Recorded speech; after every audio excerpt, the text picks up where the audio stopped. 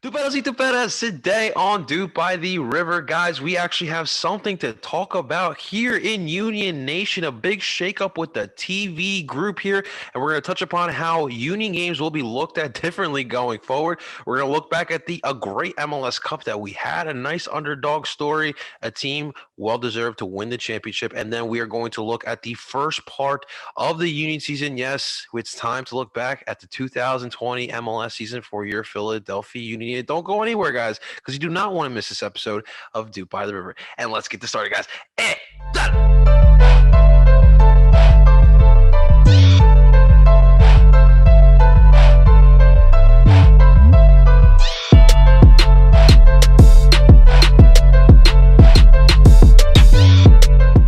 That is right. Well, welcome everyone to DOOP by the River, the show where we follow everything Philadelphia Union, brought to you by Philly Sports Network. And before we move forward, ladies and gentlemen, please do not forget to show your boys some love in here. We are on PSN Radio. All of your favorite Philly Sports Network podcasts are on there. We got Eagles, Sixers, Phillies, Flyers, Union, Wings, Fusion. We got it all for you. We got all the coverage there for you. Don't forget to check out Philly Sports Network as well. We have podcasts, we have articles, we got it all for you. And of course, if you want to watch the video portion of this podcast, check out El Parcero Philly's YouTube channel that as well. You can check all your Philly sports, including your Philadelphia Union. Ladies and gentlemen, we got no Tim today, but I am joined by my man, Mr. Justin Freiberg. Justin, what's going on, baby? How we feeling? It's the holidays. It's jam-packed soccer. I'm feeling pretty good. I'm ready. I'm feeling it. Yeah.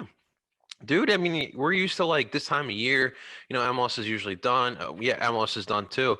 We're just usually watching, some of the other soccer going on around the world, the Premier League and all that. But we had CCL, which was pretty exciting. I know you've been watching it.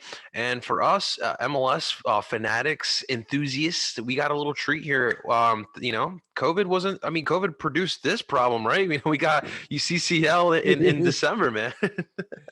Yeah, it's still like when that got announced that you're like, they're gonna get that all done in like a week. And I mean, I've been watching the games, and so far it's actually been mildly entertaining, to be honest. That's all we can ask for, man. A little entertainment this winter, man, and just get the CCL done at this point. It's been dragging out. Exactly. It is time to get it done. All right. Well, Justin, today let's rip the Band-Aid off. Let's dive right in with our Philadelphia Union, because a big significant news was dropped on us this morning. If you haven't been hearing, yes, ladies and gentlemen, the dupe in the old onion bag is for now. It seems as if he's just stepping aside to a bit. And we have a new guy here who is going to be being the TV color commentator here. The Union today announced Danny Higginbotham. We got to make sure we get that right. Higginbotham. He will be the new color commentator for your Philadelphia Union TV broadcast. So it will be JP Dellacamera still going to be there. He's going strong. And he will be matched with Danny Higginbotham. Now listen, if you never heard of Danny, don't worry. not a lot of us.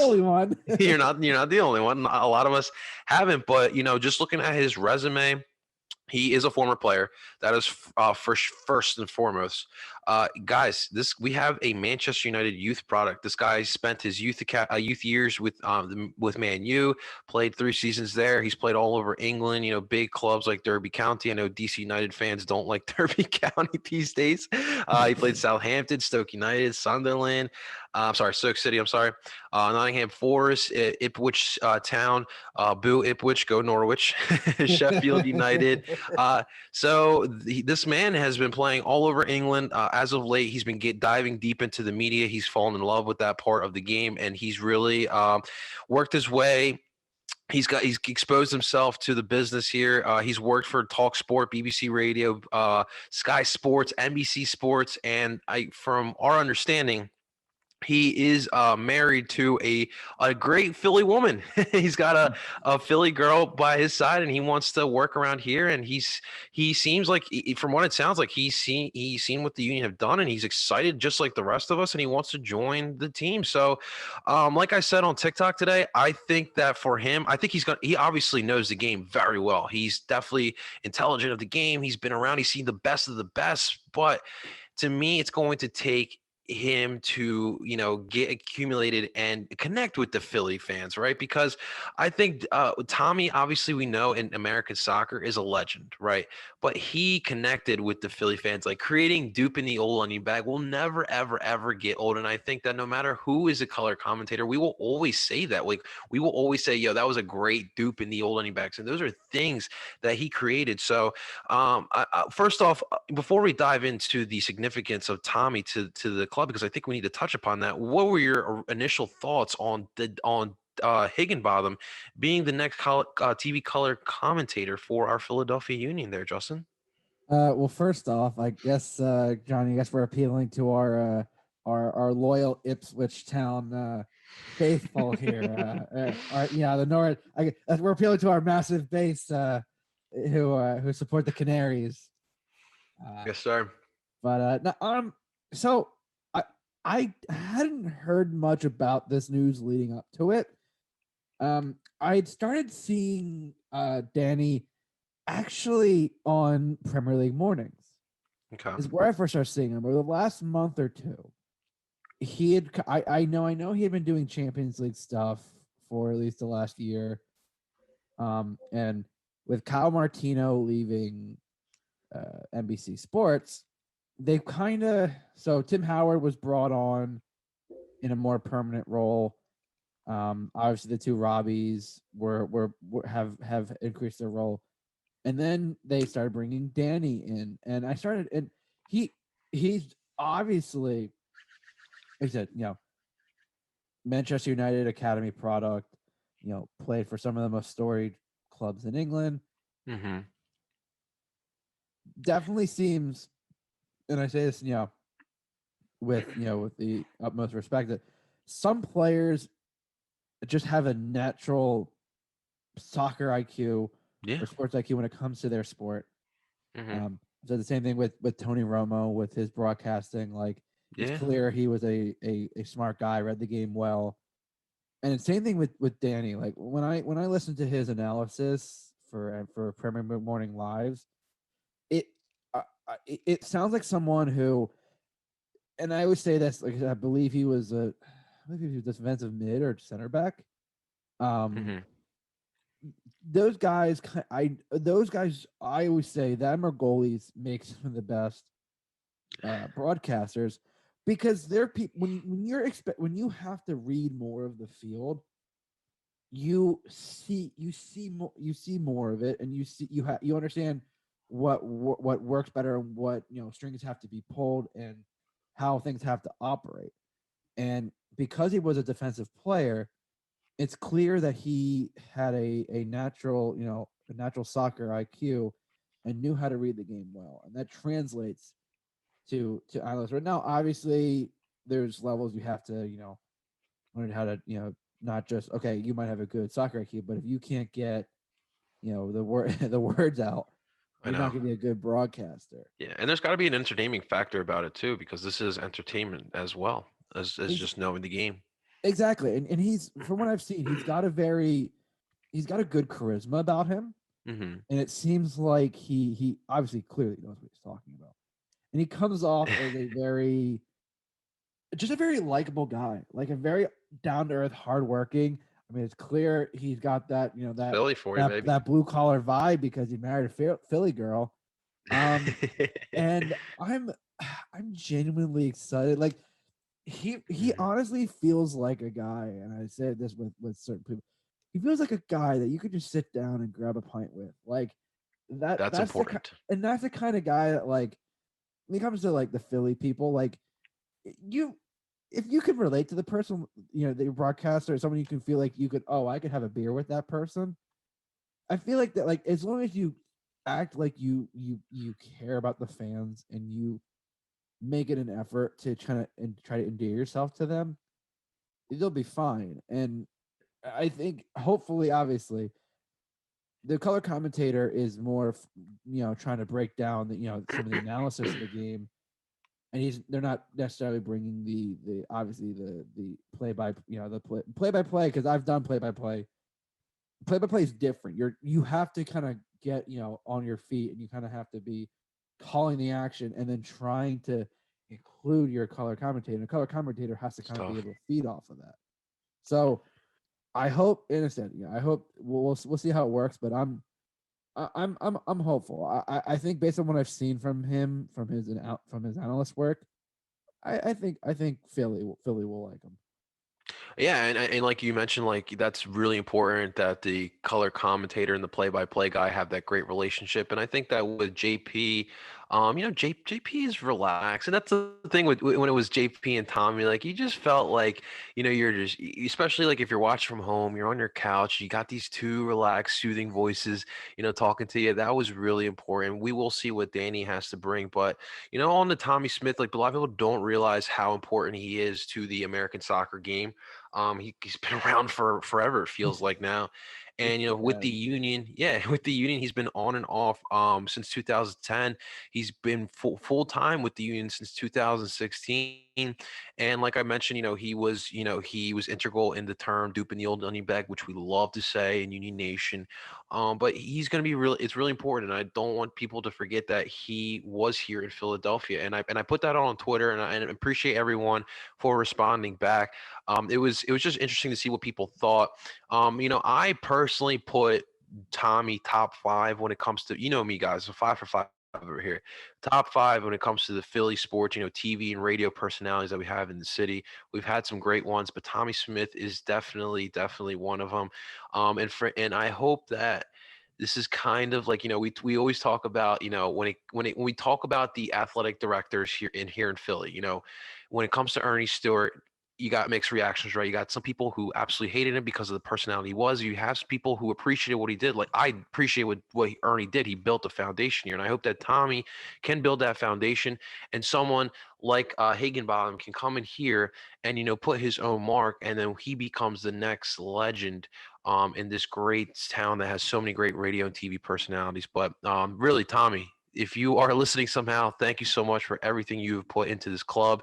You really are an integral part of where this team is now and where the team is going in the future. So thank you, Tommy. But Justin, I'll throw it to you. What is the significance to you of Tommy Smyth to the Philadelphia Union, man? Um. So I had known about Tommy because Tommy was in the old school class of commentators. With when I think of international soccer, to me, two of the first, as a kid, the two of the first voices that come to mind were Ian Dark and Tommy Smith, and they were paired a lot together in the ESPN days, the early days. And I just remember hearing Tommy, and I always thought, like, man, like he's got such a great eye for the game. Hmm. And then as he started doing Union games, I joked with friends that Tommy's kind of like, I was joking, kind of like the John Madden of soccer. Like That's what people don't realize. his some of his analysis might be very basic, Hmm. but he had such a one of the things, and that's why I said one of the things that a good color commentator has is a good personality. Yes. And you're obviously not going to be on screen a lot, Hmm. so you have to get your personality and your voice across. And Tommy cares a lot about soccer. I follow him on Twitter. He is passionate about the sport. It's very clear, even with all this going on, he's still passionate about the Union. He cares about the fans, and that's all you can ask for. Like, he's not from this area. He doesn't owe us any loyalty, but he loved what he did. He loved the team. He loved working in this area, and you know, honestly, yeah, I'm sure. And from what I've like I said, from what I had heard, he still might do some games every now and then, step in. because Mm-hmm. obviously with international stuff and Yeah. there's gonna be a lot of JP might not be able to do every game, Danny might not be able to do Yeah. every game, but at least to know that it's not the end. It's not like, oh, he's sailing off into the sunset. It's he's he still does a show on the radio. He still has plenty of stuff. Yeah, on Sirius XM. Yeah, he still does his stuff, uh, and I'm sure he'll still be around. And that's the thing. Like, Yeah. it's not like it's completely, but and he means a lot. And you know, Mm-hmm. as someone who's been around since the very beginning, it it feels good to know that you have people that aren't from this area but care just as much about the team as the Mm-hmm. fans do. And honestly, that's what I always say. As from this Union fan, I would say we love you, Tommy, and I would hope for the best for you in the future. Absolutely. And to your point too, he also really cares about, he understands that this sport can work in this country. And he really stresses the development of the sport. And like, I'm sure, 20, 30 years ago, he didn't expect this sport to get to this point in 2020. And it's because of people like him that doing what he does that's able to help this sport grow. So really, he really is doing a great job, and he's still going to do a Sirius XM show, guys. So make sure you give him some love there. But Justin, I wanted to look real quick at the history of just the TV groups with the Philadelphia Union, because honestly, dude, in like 30 years, like you could do a 30 for 30 or a 30 for 30 short on the history of just some of these Union TV broadcasters, dude. Because look, so in 2010, right, the first year of the Union. Obviously, JP's been here every year since 2010. JP is an OG, man. OG baby. So we had Glenn Davis and Bobby Ryan fill in as the play-by-play guy, but then the color commentator, guys, we had Kyle Martino in 2010. If you See, guys didn't know that, I don't remember that. We were talking about this. I same don't man. like. I mean, so like back in high school, like I watched all the games, but I don't remember that. That's the weird thing. Like I'm I don't trying to either, man. in my head, but like, man, And I look 2010 I was gotta one look year I at did watch a lot. yeah, I gotta look back at that year and see if I can find a game that Kyle did and see if I can. Yeah. I that's wow. Well, it did say also that's Tommy did come in 2010. Tommy filled in. Glenn Davis would do the color the color commentator role as well. We had Steve Jolly as well. And then in 2011, we had JP Dellacamera, Mark Zumoff. So, shouts out to Zoomy. I love He's a, me some Zoom, man. Every time he does yes, games, he's he a brings the big same Union Sixers energy supporter. back to the Union, and I love it. Yeah, he's fantastic. We don't deserve him here in Philly. Nope. Glenn Davis was back. Guys, in 2011, we actually had Taylor Twellman. Now, people don't remember, but we What? had See, Taylor okay, Twellman. now, man, you are bringing like I really don't remember that. Now in college, in fairness to me, in college, it was tough. I went to some games, but Hmm. going out to school out in York, I didn't necessarily Yeah. get chances to watch many games. So in college, whenever I was home, I could watch games. So I wasn't always. So in fairness, that might be why I don't realize that Taylor did. It came for us. That's crazy, man. We had my girlfriend's favorite neighbor, Mr. Bob Rigby would fill in. And then in 2012, JP was back again. Rob Wingarton filled in with Tony Limarzi, who actually was part of the short-lived radio group on WIP with Peter Pappas that only lasted like 2 seasons. Mr. Rigby was also there in 2012. In 2013, we had Della Camera, Tony Limarzi filled in. We had Alejandro Moreno.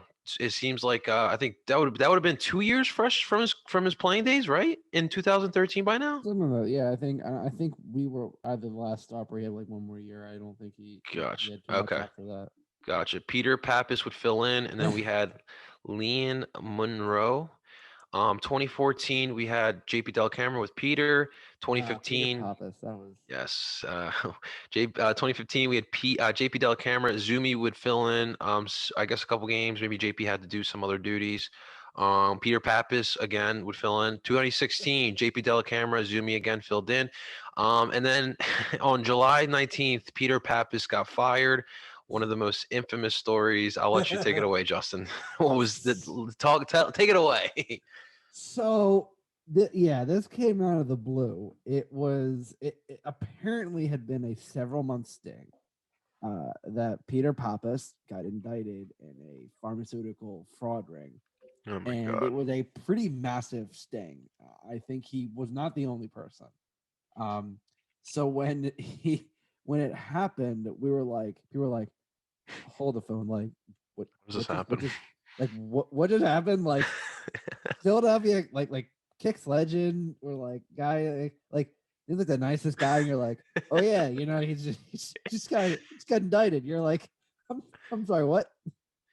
And it's so funny too because the Union are diversifying the fan base, but 2016, let's face it, it was very suburban. A lot of suburban families are in there, and then you got Soccer mom this FC. soccer mom, right, and then you got this freaking scandal with Peter Pappas. You're Like it's like, oh damn, oh damn. Yeah, moms are like, that was something interesting. It just yeah. like came out of the blue. It was like Peter Papa's out and Tommy, and you're like, okay, sure, all right, yeah, we're good, guys, we're good, all right. Well, then they looks like they scrambled after that because we had three other people. You had I can't pronounce his name really well, but Janzus Mikalik, I Oh, guess. Yannick McCulloch, yeah, Yeah. he's a legend around the area. Okay. Kind of fills in every now and then. Okay. Matt Castle and then Tommy Smith filled in again in 2016, and then it seems like in 2017 they liked the Tommy and JP Dellacamera combination because they went with it full time. Dave Leno started to fill in 2017. I'm sorry. 2018 is obviously when the Union started becoming a legit MLS contender. Dave Leno again would fill in with JP Dellacamera, Tommy Smith, and then Tony Miola would fill in, which I didn't know. So we had the same group, JP and Tommy, with Dave and Tony filling in when they needed to. This was the same group from 2018 and 2019. Now, you guys know me, 2018 is when I decided to become a freaking Union fanatic. And I don't remember Miola in many games. Now, it could have been I was down at the stadium for some of them, but I just don't remember. But I Yeah, mean, do you neither remember do Tony? he might have, like I said, Tony. I mean, I know he now does Chicago Fire stuff, and I actually heard him on CCL this week. He might be one of those Okay. guys that just kind of fills in every now and then for other people if need be. Because again, JP, if JP's out on national team duty or on a national broadcast, they'll do Dave Lynch. Like Hmm. people, teams kind of sometimes scramble, especially if you have national guys like JP. Hmm. Yeah. Well, I will say that in 2021, if you need someone to fill in, my man Rich out in section 138, I believe it is. He's a Sons of Ben member. My man is he does his own color commentating out in Rivers End, and he is fantastic. So you need someone, you holler at Rich because he knows what the hell he is talking about. But yeah, I mean, like Justin, like I said, dude, this is a pretty good lineup they had over the past 11 years now, or 11 seasons, I should say. And it's really incredible. It really is, man. And 20, 30 years down the line, dude, we're gonna be telling our kids like, yo, we had JP Dellacamera every year from 2010 till whenever he decides to retire. We had Kyle Martino, we had Tommy Smith, we had Mr. Rigby, we had Taylor Tallman. It's crazy. It's absolutely crazy. And it's there wasn't a lot of success in the 10 years, but there sure was in the booth, man.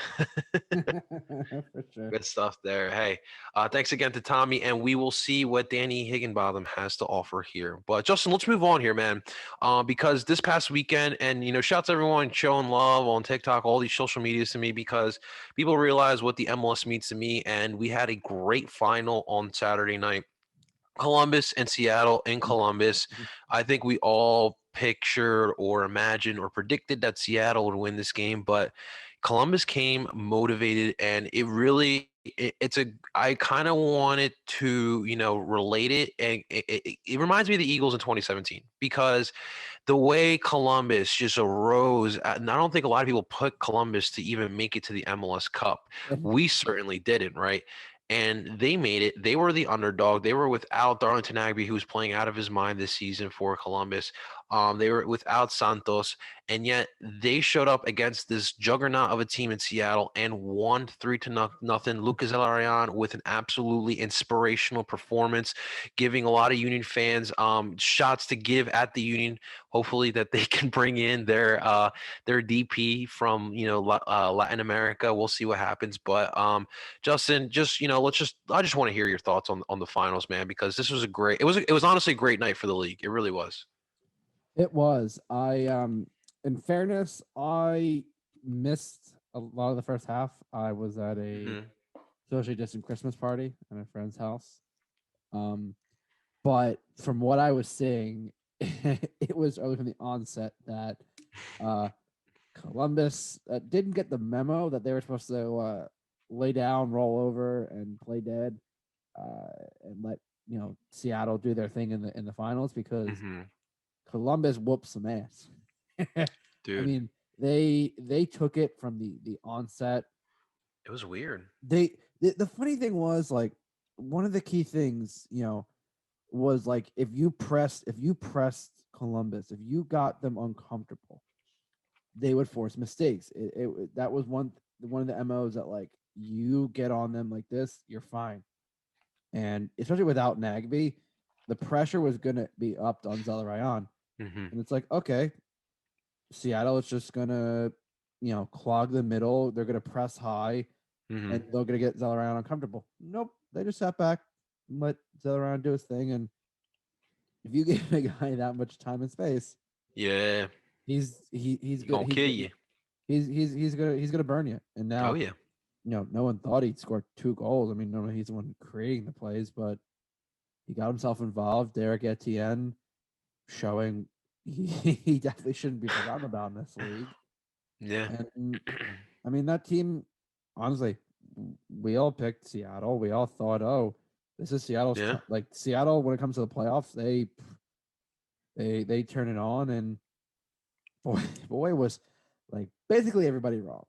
But Yeah. it was entertaining. I mean, I got the second half. Second half, I mean, Columbus had possession. You're like, what? Like What's going Seattle on? just looked muted. Like, I mean, Eli Room had to make maybe a couple saves, but like the defense seemed pretty solid. They Yeah. had a 19-year-old Aiden Morris starting in Nagby's place, and Dude, he just not to cut you off, but he to me was huge in their win because I mean, obviously he had the tough task of trying to fill in for Darlington Nagby, but he wasn't even like skillful, but he gave like a jolt of energy. Like he was ready for the moment. He was active, he was scrappy, and I really think that's what they needed. I don't think anything from that position. I mean, Nagby's not quote unquote. I mean, he's got skills, but the whole point of that role is just to be a facilitator. Hmm. You are the deep line, essentially the deep line playmaker. You're turning, and again, you don't. The defensive responsibility isn't necessarily on you, but you're the okay taking the ball. I'm going to spread out to the winger. I'm going to give it to the 10, and like you're going to facilitate that Yeah. possession, facilitate that counterattack. It starts from that number 6, Yeah. and That's crazy. He's only 19 years old too. exactly. And I mean, Nagby is one of the clear best number 6s in the league. Oh hell Guy yeah. has shown it across the league in his career why he's always been so highly coveted. Guys won 2 MLS Cups before this. Like he knows what he's doing. Yeah. And to throw a 19-year-old kid like that, I mean, that takes some balls. Caleb Boulder has Yeah. some balls to do that, and it He's a good worked. coach, man. It. But isn't he like? It, I was hearing this on another pod, and it made sense. He is like on like off the field, he's a likable guy, but on the field, he's one of the biggest asses. From what I've heard, people call him a hard ass. And you look at his personality on the field, like you can see why he has like mixed reviews when it comes to like whether people like him because like oh he's a good coach, but he kind of rubs you the wrong way, and it's like I can see it, but hey, the guy's now won 2 MLS Cups. Like Justin, let me tell you something. If you look at any sport, the coaches that win a lot, those guys are usually assholes. It works for something, man.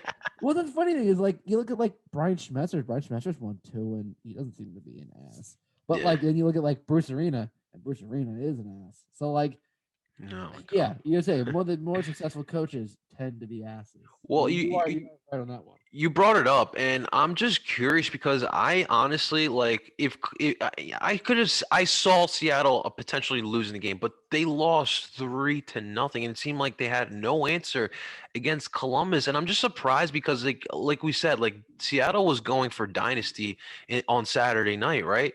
And like you expect, like with led by Schmetzer and some of these players they had, like like I can't imagine them not showing up for a MLS Cup.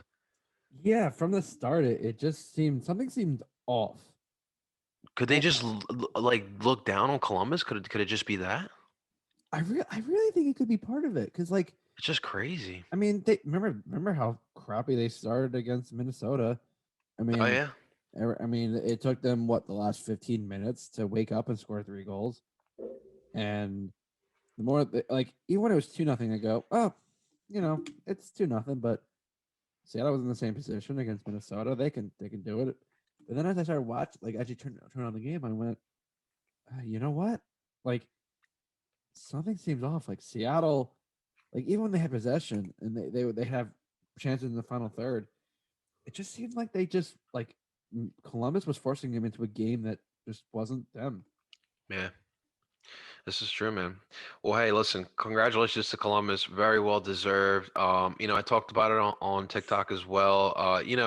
People don't realize that, 3 years ago or 4 years ago, we didn't expect Columbus to be in the situation. We would have thought they would have been in Austin by now, right?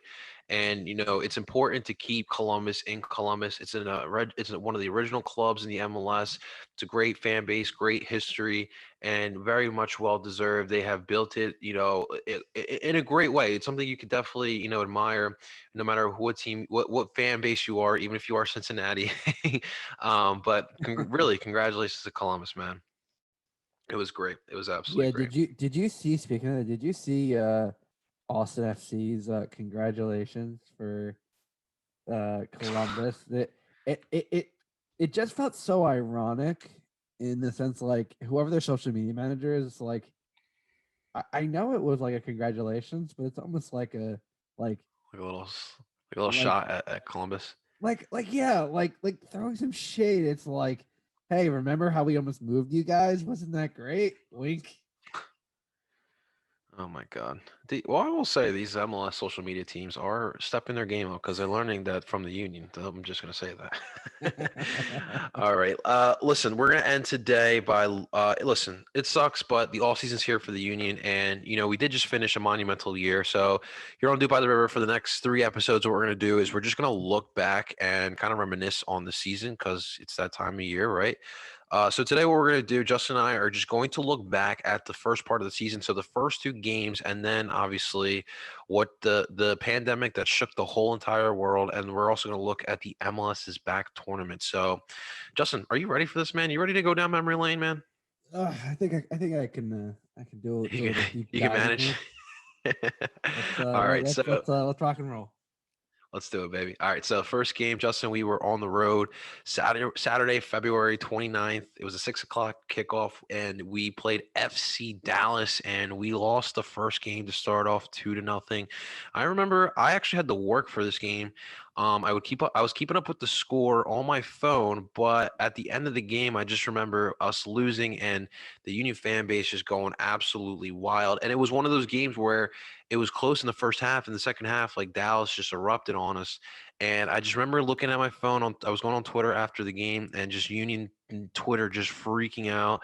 Like, this is what I'm talking So about. normal. So Yeah, right. Like it was the first game, and like people were like flipping out. Like we just lost like the 30th game for us to season's not. over. Fire curtain. I was like, what just happened in the off season? It made no sense. But what do you remember from that game, man? Yeah, I remember the first half was tight. I think I remember from them it was 0-0. And then their striker scores like I mean the Union had some chances. They Andrich could or have whatever his name is. they could have made it at least 1 or 2-0.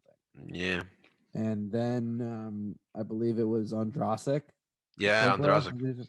scores one out from outside the box. It was kind of Mm-hmm. like it was like it was a good goal. It sucked, but it was a good goal. Mm-hmm. And then the Union are pressing and pressing and pressing. You think you're going to get an equalizer, and then Paxton Pomykal comes on, does a little 1-2, bam, 2-0, and you're like, Yeah, I know. and it was like, and again, the first few games I'm always like, I don't really take too much stock because it's like the first Yeah. few games of any season, you're kind of getting an adjustment used to things. So I Mm-hmm. wasn't like, oh my god, it's all over. It's like, it was a crappy first game, but we Yeah. got the next one. I remember we had Warren start off in that first game, and I was just like, wait, I wanted to see one of the new guys. And and I love Warren. We talked about it before. He's obviously not here anymore. But Warren is great.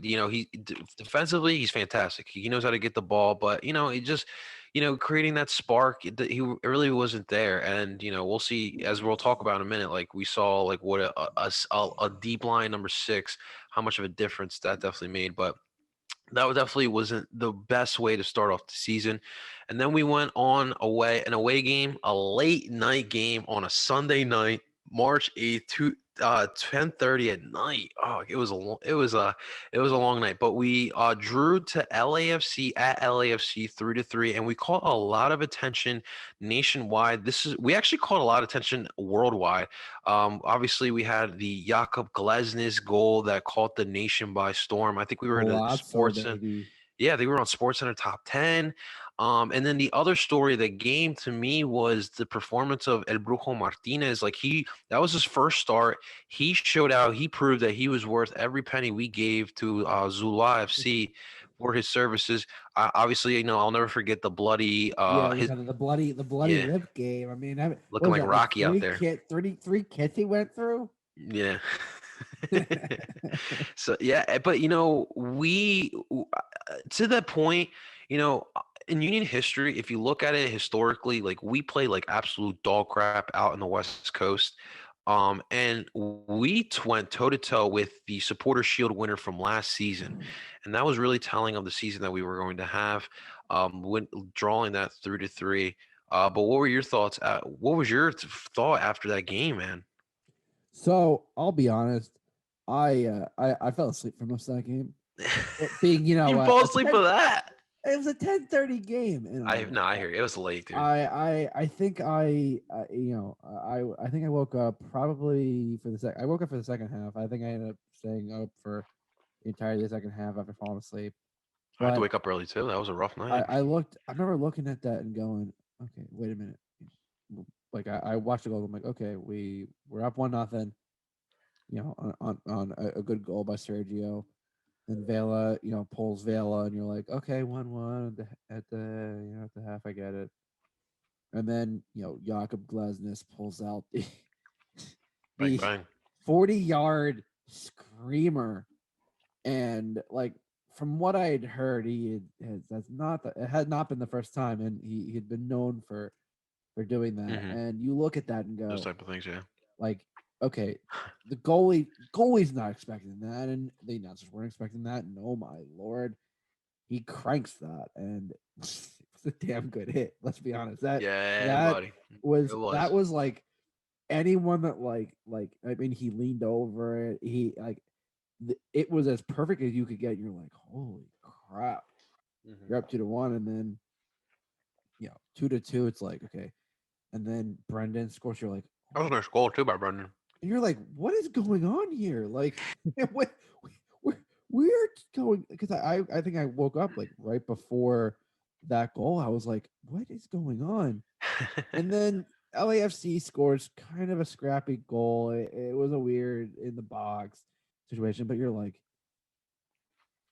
if you said you were getting, if you had told me we were gonna get a there's gonna be a game that we were gonna have 6 goals and total 6 goals in a game against LAFC, you said, oh, we were gonna lose 4-2, and no, we're gonna get a point, we're gonna get 3-3. Like, yeah, sign me up for that one. And that was like riding off that high, and what we thought was going to be a game that Saturday against San Jose. We're like, all right, the boys are coming home. It's going to be a great game. Yeah. Momentum. We got this. It's gonna be a great season. Yeah, man. Yeah, that was so obviously, after that, I mean, we were all on a high, like, like, damn, like we just went toe to toe with LAFC over in California. Like, what could possibly happen next? And then, we're waiting for the Saturday game, like you said, home opener. We want to see the boys back in Chester, against the San Jose team, which I was kind of scared about. But then, like, the world stopped. We The had world, the, that's the world literally ended. I was at the literal last sporting event in Philadelphia before everything stopped. The Sixers Pistons game, oh my God, and yeah, as the world is slowly collapsing around everyone else, not thinking anything other it, and yeah. our good buddy Paul Catrino text me. I get a notification that someone's up in the Utah Jazz to Thunder game, and then Paul texts me and goes, "Hey, you hear about Rudy Gobert and all this stuff?" We're like, "No, what's going on?" We're like, "Yeah, they shut it down because of COVID." We're like, what?" Like, Oh, who? yeah, like what? Little did What are you, you, little did we all know. yeah, what are you talking about? It's like, oh yeah, oh, yeah. And then like all of a sudden, like my phone starts blowing up on notifications and Yeah. driving my girlfriend home, and it's like, yeah, there's like, babe, there's a disease going around. So it's stopped like every sport. Yeah. She goes, what about the Union games Saturday? I go, ah, it'll be good. We got this. And little did I know that that Friday thing we're shutting down, and then by that Monday, I been know. working from home ever since. It was like, The world changed for good. world's over. World's over. I mean, for me, I thought we were going to play that game on Saturday. Obviously, we retract and look back at March when the pandemic started. Like, I didn't really know much about this virus. Obviously, we all know a lot more now than we did then. But I figured that at that time, I thought, us being outside, we were going to be safe. I figured like it's a virus, and we're being inside, it definitely is a little more dangerous. It kind of made sense to me. But then the union didn't say anything, and I was like, okay, we're gonna have a game on Saturday. And then the MLS came out and said we're gonna shut down the league. And then I was like, okay, this is getting real. And then slowly we had no sports, and then we had to wait a while. Here on the pod, Justin, I know you weren't part of the team yet, but we were just like, what do we talk about? So we went from week to week doing bi-weekly stuff because we didn't know what else to keep talking about. And it was a weird time. But then around June, the MLS decided, let's get back to it. And they, obviously after 3 months of being inside, all the leagues started learning a little bit more about the virus and started figuring out how we can get back to play. Obviously, no 3 months without playing, lost a lot of leagues, a lot of teams lost a lot of money. So then July, we had the MLS's back tournament, the MLS's attempt to try and get back to play. And before we dive into it, MLS, you guys did a fantastic job with it. We've talked about it a lot on this The pod. Disney bubble, Yeah. yay! The bubble down in Orlando. The Mickey Mouse COVID House Cup, right? Oh my God, it was great. I can't wait to tell my grandkids about that one. It's gonna be great. Yeah, Uh, we played a whole professional tournament at Disney World. well, the crazy part about the tournament was our group was supposed to be the 6 team group, and I was really scared about it. We had NYFC, Inter Miami, Orlando, Nashville, and Chicago. And then Nashville had too many cases and got bounced from the tournament way too early, not even playing a single game. And Chicago then got moved into another group, and then FC we got Dallas got moved around, and out little as did we well. know that NYCFC and Miami were both gonna be jokes. Yeah, that was a surprise too.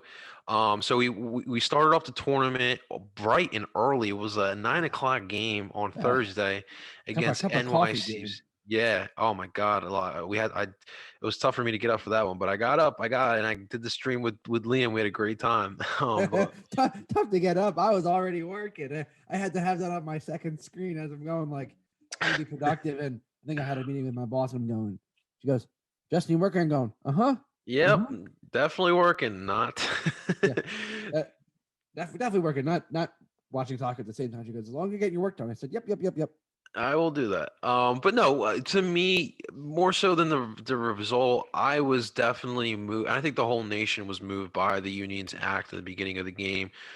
They for the whole game they wore the people who have fallen due to police brutality on the back of the jersey. Such a powerful moment and something that I feel like the Union won't get enough credit for. Maybe 20 years down the line, people will remember it, but it was definitely such a powerful movement that they did.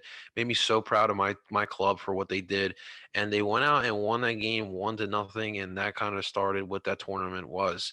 It was a great tournament. They had a great showing. Andre Blake was the man of the tournament, and but what was your thought on that first game though? Like it was bright and early. It was hot. It was really hot. And they won that game 1-0. Well, listen, it's Orlando. It's Those Florida swamp Suns. swamp swamp butt USA.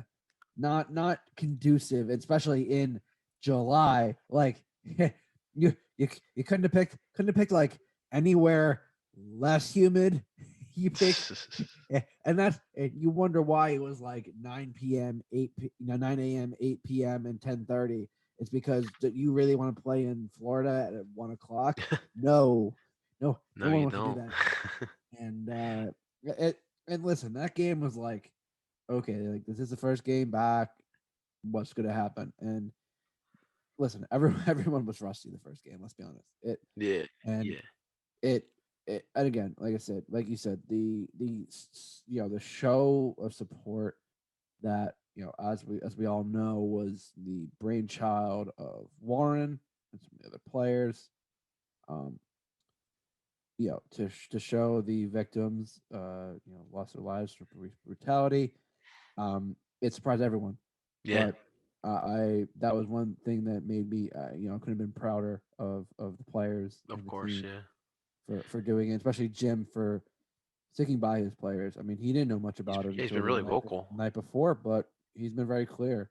He supports Yeah. his players. He supports the causes. He supports with it, and it was clear that the team was playing collectively, and something Hmm. like I said, something felt different. It was coming back. You're like, okay, like I can see how this team is gonna could be something productive, and it was a scrappy game.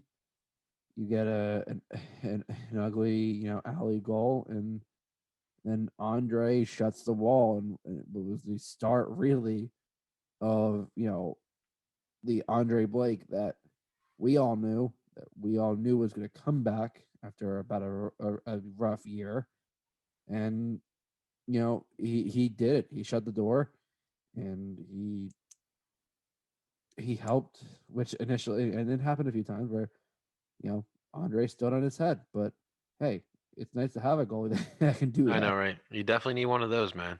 He was definitely huge. But then in the next game, we hosted Inter Miami. I mean, there was no really home field advantage down in Orlando, but I was for me, I was thoroughly surprised. Miami in the beginning of the year, you remember they didn't really have that striker. Pizarro was trying to create out of his ass at that point.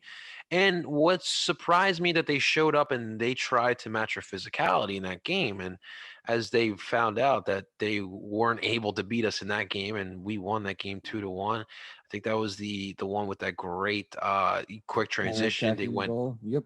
yeah, they went the whole length of the pitch with Jamiro, Brennan, and Casper put it away. But that was a pretty good performance that showed the world that the Union. Listen, you want to try to beat us, you got to play that big boy soccer, and Miami could not do that, man. What do you remember from that game? The one thing I remember about that game is, I get very clear. You said was the goal. I mean, they had there was a perfect video of like That was I think it was German high the press. drone view or whatever, and you look at that play, and It's Jamiro beautiful. dummies it not once but twice, Hmm. and you look at that play. I mean, and that was a staple of what the Union did. It Hmm. wasn't just being a counterattacking team; it was being high energy, and as soon as they get the ball, and Brendan and El Brujo were key on this, getting that ball right up the field. If you have the break, you take advantage of it, Hmm. Yeah, and bing bang boom, the Jamiro springs it. tied. You have passes. Jamiro's run up the field. You have Brendan spray a beautiful pass out to Casper. Casper finishes. I mean, you look at that goal and go, "Oh my god!" Like again, something feels different about this team. Like that was a perfect team goal if Yeah. I've ever seen it. And you're looking at it and going, "Okay, you know what? I think we got this. Like this could be. This feels like a different team. Let's go." Yeah, absolutely. Well, I think a lot of people felt the same way because in the next match, a lot of people thought it was the preview of the MLS Cup, or I'm sorry, not the MLS Cup, the MLS's back tournament final. We had Orlando and Philly, and at the up to that point, both of them were playing like the best teams in Orlando. It was an entertaining match to say the least. I didn't expect it to be that close, but it ended in a 1-1 draw. What was your takeaway from that matchup, man? Um, honestly, I really hadn't thought much of Orlando before that game. I mean, Because it of the was history, no one really took them that seriously, yeah, but it they was what it became was, real. and I respected Oscar Pareja as a coach, but I was Shouts to like, my Colombians. I don't think it. And listen, it was Union strike first, and Yeah, I still contend that they should have won that game yeah, because there was a foul leading up to the build up for the Orlando goal. The VAR, and it's yeah, not looking at it. But for a scrappy game, the point was fine. yeah. It wasn't like you couldn't be too mad because it was Hmm. a pretty even game. Yeah. You're like, a point's a point. Yeah, I mean, but Pareja had those guys playing really well this year, and you got to give them credit because it was a short amount of time. You're talking about COVID kind of screws up a lot of, things that you're trying to do. And him, and not even in a full season, was able to take them all the way to the almost back final. He really unlocked Nani. Listen, I know Nani played in some big clubs, but I've never seen Nani play like this because he's being a leader. Like he put Orlando City a lot on his back. I mean, obviously it's a team sport and they have to do their job, but just his leadership skills really it surprised me. It really did, and they really are going to be a good team next year. I believe we'll see what they do in the offseason to try to improve. But I mean, a lot of people are going to be eyeing that Philly and that Orlando matchup next year because we were waiting for a rematch. Whether it be in the regular season or in the playoffs, and we never got it. So it should be fun next year, man.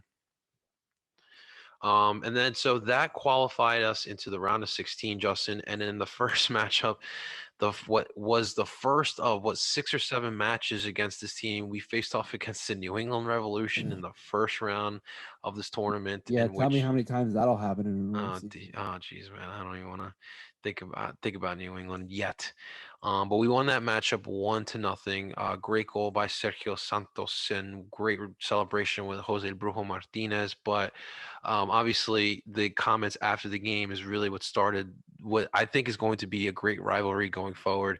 The fact that Bruce Arena liked to point out that the Union don't play a complicated style of soccer. However, it took him what was his 7th try to beat us. I know the 7th Him try was the most getting important himself try. a red card after the game for behavior. Yeah. But yeah, that was that game, man. Then we moved on, and Justin, we had the SKC game where we Hey, listen. mama. I did not like our chances in this game. I just thought that it's a Peter Vermees team, and they also look good they look pretty solid in the Jersey tournament. zone, Peter for me. Jersey Zone, South Jersey Zone, baby. And I just felt like those guys still had something left, and Alin Polido changes everything for SKC, and I really wasn't confident. But the Union showed up big, and that to me, I really think was maybe other than the Toronto game, which we'll get to in another day. That to me was probably the best victory of the season of the whole entire 2020 beating SKC, one of the most respected clubs in MLS, the way we did on national TV. It was great, man. What do you remember from that game, dude? Um, so yeah, so before that game, not that I didn't have any confidence, but I was like, it's Peter Vermees, the guy, Yeah. the guy through his playing career to his coach. You talk about good coaches being assholes. Peter Vermees is top of that list. I have stories from my dad playing men's league against Peter Vermees. and he was he was an asshole then. Like, as a kid, like, 'cause Vermees is around my dad's age. He's got that Philly grit, And man. he as a like, around high school, Vermees was that guy. Yeah, people don't And realize where Vermees grew up was like across the river from Northeast Philly, and he kind of knew what this area was about, and it's kind of what he brings on now as a coach. oh yeah, absolutely. So you think you're like, okay, yeah, Johnny Rosso, Alan Pulido, you're like, Yeah, Ilya Sanchez, Roger Espinosa, you're like, Graham Zusi okay, too, man. like, well, maybe you for Graham Zusi. I'm never been a Graham Zusi fan, but that's a conversation for another day. You look at that game and you're like, okay, like, let's see how it goes. Union get up early 1-0. You're like, you're like, what's going on here? And Pinch me. then, yeah, 2-0. You're like, okay, what? Like, what? Wait, what's going on here? And then, Polito gets the 2-1. You're like, oh boy, here we go, here we go. And then what I thought was, I think that this could have been the $6 million moment, as we call it, is Brendan's little head fake. And if you look at that play, the start of that Sergio goal, he makes that, like, I forget who it was. It might have been Graham Zusi. Yeah. He fakes, like, he has the ball and he looks like he's gonna cut outside, and all he does is just does a little shoulder fake, and that's what Brendan, like, that's one of the things I think that's why he was so highly coveted, was that his what he does, his body with the body fakes and his Yeah. shoulder move. You can't teach that. He Like, plays beyond his years, man. that's just something that when you have it, like, you can learn how to improve it, but you have that natural ability. He cuts up the field and plays, I think, the pass of the season. Yeah. Like, that ball curved around the defense perfectly, and Sergio Hmm. just has to run onto it and pow, 3-1. You're going, okay, What? what is happening here? Like, Yeah. and I remember watching this at the Larimer with some friends, and I'm like, what it like what It what was is going great. on here? It was great. We were all really at a high, and like even myself, I'm thinking like, what if we win this thing? Like, we haven't won anything this monumental. We were all like surging from this win here, and we're playing Portland in the semifinals here, and we just beat SKC, and I know Portland was 2 years away removed from the MLS Cup Finals against Atlanta. And Savarese he's a really, really good coach in this league. But I felt like we had it. And then, right from the start, something didn't feel right. Like, something wasn't there. And then, Sergio Santos misses the PK. And that's kind of where I was just like, are we really about to lose this game? And Portland had a great plan. And the problem that the Union continue to have, we've had this problem for about 2, 3 seasons now. Once a team gets a lead on us, most of the time it's tough for us to come back, because especially a good team like Portland, when teams sit back and they have that low block, we still can't figure out how to beat a good low block. And that was the result. We lost that game 2-1, and it was heartbreaking, but it created the mantra for the second half of the season. What do you remember from the end of the MLS's back tournament? Um,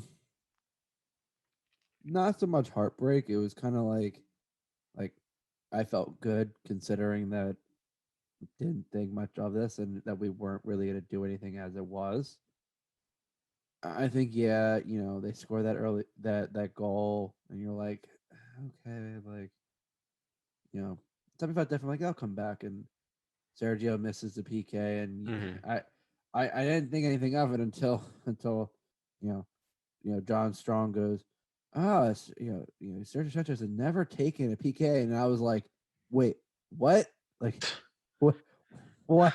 Right before he's about to take it, I'm like, oh my god, something's, and like, he skies it, and I'm like, Here we go. And the second goal, and then of course Andrew Wooten. The only besides the goal line clearance, the only thing he does is score a goal that technically doesn't count for MLS stats. And you're just like it just something felt weird, and you're like, it sucks. We could have done it, but you know what? They're also a good team. Yeah, They won. They Portland, won the Portland. tournament. They knew what they wanted to do. They did it. They kept it. They do it. They frustrated the Union, and we lost. But you know what? It was a precursor for better things for the season. Oh yeah. Yeah, and hopefully we can figure out a way to beat that low block, which we will talk about in this off season. We got a huge lineup here for you guys. We got you prepared for the whole off season. Next episode, we'll break down the next 8 games, including a couple of New England matches. It starts I want to call it the year of New England. Really, we had the Corona virus pandemic, and then we had the New England Revolution 6 times. Like it went hand in hand, really, man. Yeah, we call it the coronavirus pandemic and the Bruce Arena pandemic. One, both are equally as bad. Both are equally as bad. That is right, guys. That's all we got for you here today. So make sure you stay tuned to some more what we got for you.